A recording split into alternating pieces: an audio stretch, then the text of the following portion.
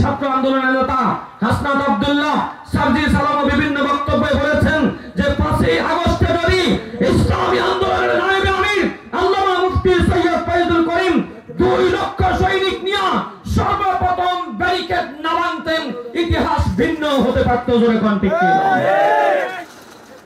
এখন আমরা চাঁদাবাজির জন্য আসি, সন্ত্রাসী করার জন্য আসি। 5ই আগস্টের আগে কোথায় ছিলেন আপনারা? 5ই আগস্টে আজ পর্যন্ত আপনারা নেতারা বলেছিল আমরা এই আন্দোলনের সাথে নাই। কি বলেন ঠিক কিনা?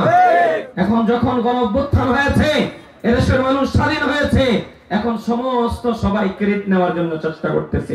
ইসলামী আন্দোলন কাজ করে, এটা ক্রেডিট নেয় না। আমরা আজীবন এদেশের মানুষদেরকে মুক্ত করার জন্য, এদেশের মানুষদেরকে শান্তিতে বসবাস করার জন্য আবার যদি রক্ত দিতে হয়, জীবন দিতে হয়, ইসলামী আন্দোলনের সমস্ত নেতা কর্মীরা রাজি আছে ইনশাআল্লাহ। সম্মানিত উপস্থিতি, আমি অল্প সময় শেষ করতে চাই।